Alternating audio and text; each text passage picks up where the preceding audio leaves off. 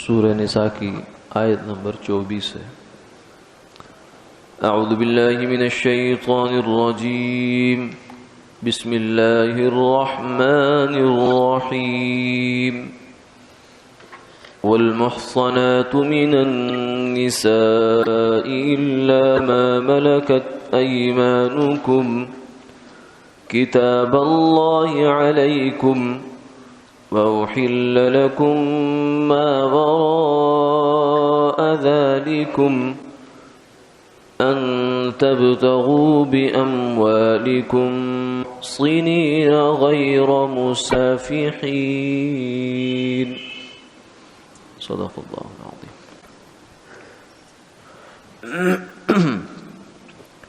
اور خاوند والی عورتیں بھی تم پر حرام ہیں مگر جن کے مالک ہو جائیں تمہارے ہاتھ۔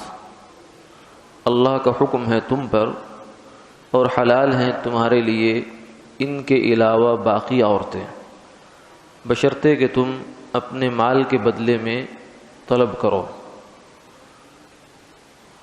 اپنی عفت کی حفاظت کے لیے، نہ کہ اپنی خواہش پوری کرنے کے لیے۔ گزشتہ آیات میں ان خواتین کا بیان تھا، ان عورتوں کا بیان تھا کہ جن سے نکاح کرنا حرام ہے ہمیشہ ہمیشہ کے لیے۔ تو محرمات کی 3 قسمیں ہیں۔ ایک وہ کہ جن سے ہمیشہ ہمیشہ کے لیے نکاح کرنا حرام ہے، پھر ان کے آگے نسب کی وجہ سے ہوں گی، یا دودھ کے رشتے کی وجہ سے، یا سسرال رشتے کی وجہ سے۔ یہ 3 قسمیں ہیں۔ اور دوسری سمجھو محرمات کی ہے، وہ ہے عارضی حرمت، جیسے 2 بہنوں سے ایک وقت میں نکاح کرنا جائز نہیں ہے، ان کو نکاح میں لانا جائز نہیں ہے۔ اور اسی عارضی حرمت کی ایک صورت یہ بھی ہے کہ جب کوئی عورت کسی دوسرے مرد کے نکاح میں ہو یا اس کی عدت میں ہو، نکاح یا اس کی عدت، تو اس وقت وہ عورت کسی دوسرے خاوند کے لیے حلال نہیں ہو۔ یہ محرم کا رشتہ نہیں ہے، لیکن یہ ایک اور وجہ سے اس عورت کے ساتھ فی الحال نکاح کرنا حرام ہے، کیونکہ وہ ایک خاوند کے نکاح میں آلریڈی موجود ہے، پہلے سے موجود ہے۔ تو اس سے یہ بات بھی ہمیں معلوم ہوئی کہ ایک عورت ایک وقت میں ایک سے زیادہ مردوں سے شادی نہیں کر سکتی۔ ہاں، مرد کے لیے اس کا اختیار دیا ہے شریعت نے کہ وہ مثنی و ثلاث و رباع، ایک وقت میں اگر ایک بیوی سے اس کی ضرورت پوری نہیں ہوتی تو دوسری شادی کر سکتا ہے، تیسری کر سکتا ہے، چوتھی کر سکتا ہے، 4 تک اس کو کرنے کی اجازت ہے، لیکن شرط ہے انصاف، کہ انصاف کے ساتھ ان کے حقوق پورے کرے۔ اگر نا انصافی سے کام لے گا تو اس کی وعید بڑی سخت ہے۔ قیامت والے دن فرمایا کہ ایسا شخص کہ جس کو 2 بیویاں ہوں یا 2 سے زائد ہوں اور نا انصافی سے کام لے، تو وہ ایسے حال میں آئے گا کہ اس کا ایک حصہ فالج زدہ ہوگا، مارا ہوا ہوگا، کہ جس جانب اس نے زیادہ جھکاؤ رکھا، نا انصافی کا برتاؤ رکھا، وہ حصہ گویا کہ قیامت والے دن یہ علامت بن کے آئے گا کہ یہ نا انصاف شخص ہے، ظالم آدمی ہے۔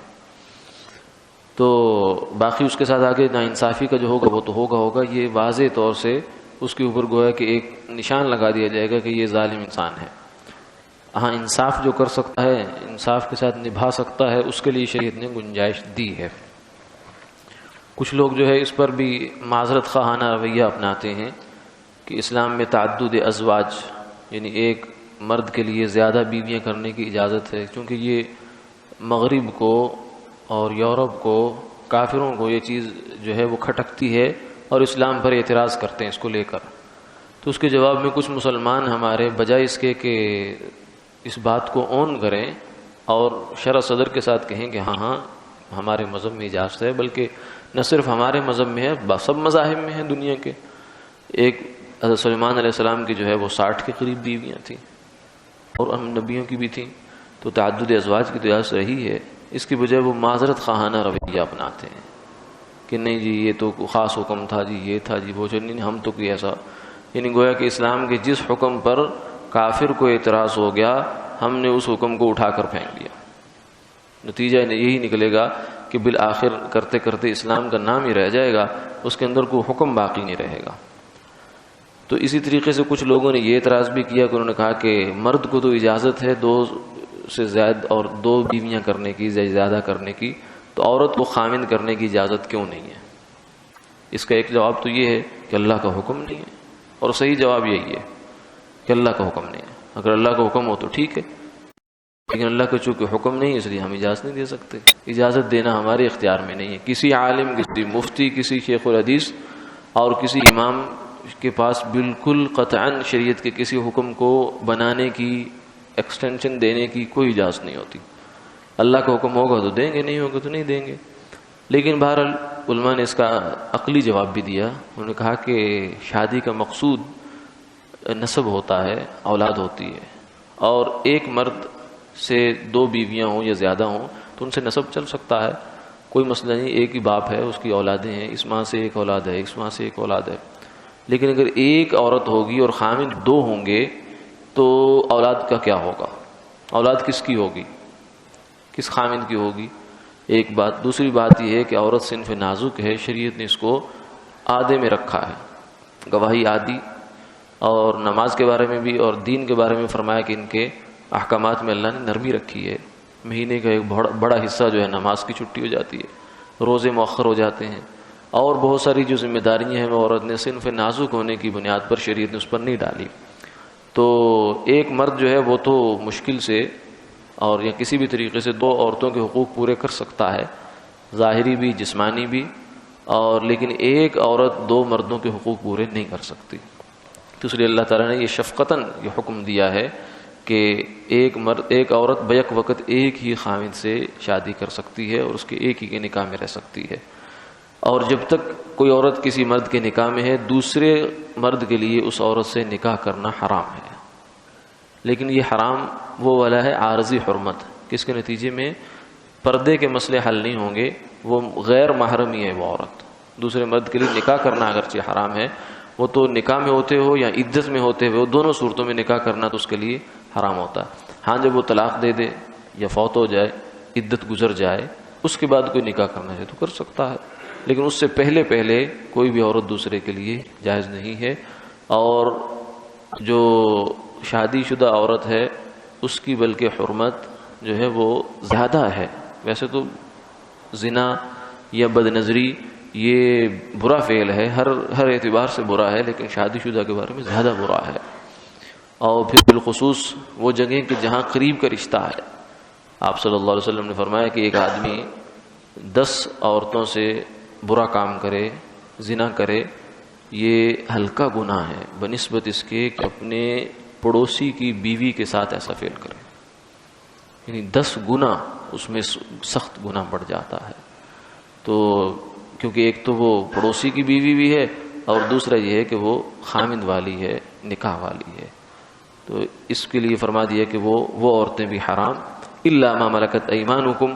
اس میں آگے ایک استثناء دے دیا کہ خامند کے ہوتے ہوئے ایک صورت ہے، وہ یہ ہے کہ جہاد ہو دار الحرب میں، کافروں کے ملک پر مسلمان مجاہدین جائیں، حملہ کریں اور ملک فتح ہو، تو اس میں مال غنیمت آئے گا، اس میں مرد بھی قید ہوں گے، عورتیں بھی ہوں گی. تو جو عورت قید ہوگی وہ باندی بنتی ہے. تو اس کے بارے میں شریعت کا حکم یہ ہے کہ اگر ان کو آزاد نہیں کرنا، 3 طرح کے اختیارات ہوتے ہیں امام کو. اگر ان کو آزاد نہیں کرنا تو پھر ان سے مرد، کوئی جو ادھر کے مسلمان مرد ہیں وہ ان کو باندی بنا کر رکھ سکتے ہیں اور ان سے اپنے جو ہے وہ حقوق پورے کر سکتے ہیں، مگر اس کے لیے بھی شرط یہی ہے کہ وہ نکاح کی طرح کا ایک سلسلہ بنے گا کہ پہلے 1 مہینے تک استبراء کہتے ہیں اس کو، یہ انتظار ہوگا کہ کہیں جو ہے کوئی پچھلے خامند کا حمل تو نہیں ہے، کہ اختلاط نسب کا سلسلہ نہ بن جائے کہ اولاد کے نسب کس کا ہے، بچہ کس کا ہے، یہ بات جو ہے وہ یہ پریشانی نہ بنے، اس سے تسلی کرنا ضروری ہے. اس کے بعد پھر وہ باندی بنا کر اس کو رکھ سکتا ہے.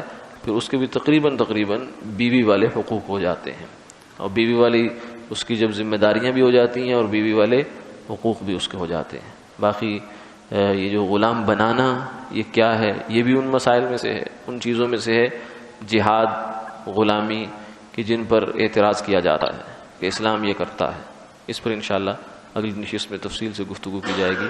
آج جو ہمارے یہاں کا متعلقہ مسئلہ یہ ہے کہ یہ عورتیں بھی حلال ہیں، کتاب اللہ علیکم، اور میں کہ اللہ کی جانب سے تمہارے لیے ایک فریضہ ہے۔ اور پھر اس کے بعد آگے یہ فرمایا وَأُحِلَّ لَكُم مَّا وَرَاءَ ذَلِكُم، کہ یہ چند رشتے ہیں، چند قسم کی خواتین ہیں جن کے ساتھ تم نکاح نہیں کر سکتے۔ اس کے علاوہ دنیا بھری پڑی ہے، جس کے ساتھ تم نے نکاح کرنا ہے تمہارے لیے مناسب ہے اور دین و دنیا کے اعتبار سے اچھا ہے، وہاں نکاح کر لو، اور لیکن نکاح کرو۔ فَمَسْتَمْتَعْتُمْ أَن تَبْتَغُوا بِأَمْوَالِكُمْ، نکاح کرو، خواہش پرستی نہ کرو۔ شریعت مطہرہ میں، اسلام میں، اور بلکہ کسی بھی مذہب میں، ایک مرد عورت کا تعلق طرح کا ہو سکتا ہے، یا تو وہ اس کا کوئی رشتہ دار ہوگا محرم، یا اس کا خامد ہوگا، اس کے علاوہ کوئی تیسرا تعلق کوئی نہیں ہے۔ یہ جو بھی ہے یہ شیطانی چکر ہے، نفس کی خواہش ہے، اور کچھ نہیں ہے۔ کوئی اسے پیار کا عنوان دیتا ہے، کوئی اسے فرینڈشپ کہتا ہے، کوئی اسے جو ہے انڈرسٹینڈنگ کہتا ہے کہ شادی سے پہلے انڈرسٹینڈنگ ہو جائے، یہ وہ ہو جائے، یہ سب شیطان کے ہتھ کنڈے ہیں، شیطانی جو ہے چکر ہیں۔ عورت کے مرد کے ساتھ تعلق یہ دو ہی بنیادیں ہیں، یا تو وہ اس کی محرم رشتہ داروں میں سے کوئی ہے، بہن ہے، بیٹی ہے، ماں ہے، اور جتنے پیچھے رشتے بیان ہوئے، یا پھر اس کی بیوی ہے۔ یعنی کسی عورت سے اگر نکاح ہے تو پھر اس کے ساتھ تعلق ہو سکتا ہے، ورنہ بے تکلفی کا تعلق بھی نہیں ہونا چاہیے۔ یہ جو بے تکلفی کا تعلق ہے یہ بھی شیطانی تعلق ہے۔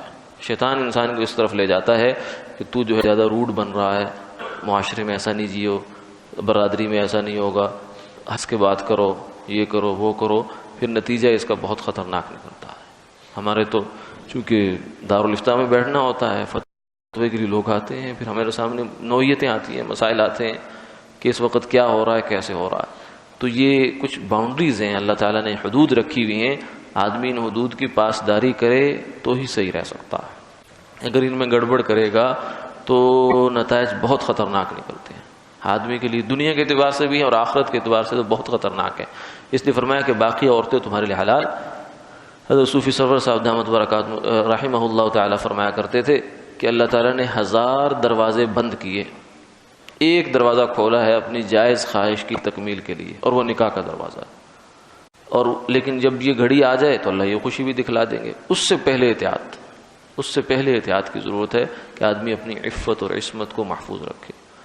اور یہ جوانی کی عفت اور عصمت محفوظ رکھنا ہے، یہ اپنے آپ کو پیغمبروں کی مشابہت میں لانا ہے، کیونکہ بڑھاپا تو محفوظ کر ہی لیتا ہے آدمی اور سے، لیکن جوانی کو بے داغ رکھنا یہ بڑی بات ہے، اور اللہ کو اس کا بڑی قیمت ہے۔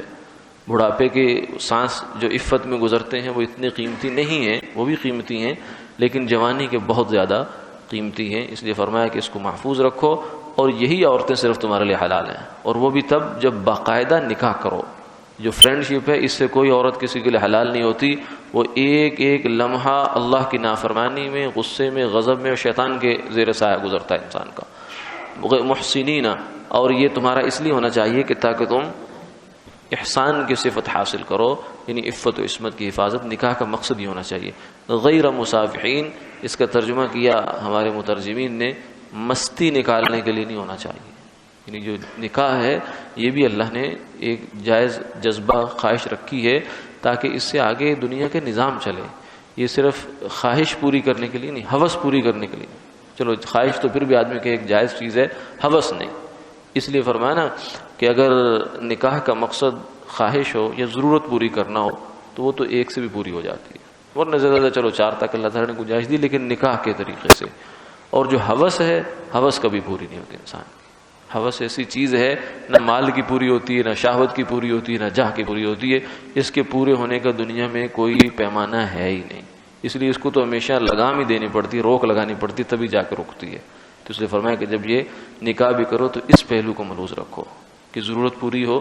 تو اس لیے نکاح میں بھی عام طور سے فرمایا کہ فظفر بذات الدین، اے انسان، اے صحابی کو آپ نے فرمایا کہ دین والی عورت کو ترجیح دینا، یعنی اخلاق والی، عمدہ اخلاق ہوں، دین اللہ کو خوش کرنے والی جو خاتون ہو، شکل صورت کے پیچھے زیادہ نہیں پڑنا چاہیے۔ شکل صورت 4 دن کی چیز ہوتی ہے، اس کے بعد دھاپیں ہو جاتی ہے. اور اللہ کا ایک عجیب ہی نظام ہے کہ جن کی شکلیں اچھی ہوتی ہیں ان کے اخلاق عام طور سے نارمل ہوتے ہیں، اور جن کے اخلاق اچھے ہوتے ہیں اللہ تعالیٰ نے دوسری جانب سے ان کو تھوڑا نیچے رکھا ہوتا ہے. تو زندگی سیرت کے ساتھ گزرتی ہے، اخلاق کے ساتھ گزرتی ہے، شکل کے ساتھ نہیں گزرتی. شکل تو 2 دن کے بعد ختم ہو جاتی ہے، اس کی جو چارمنگ ہوتی ہے ختم ہو جاتی ہے. نباہ جو ہوتا ہے وہ انسان کے کردار کے ساتھ ہوتا ہے. اللہ تعالیٰ ہمیں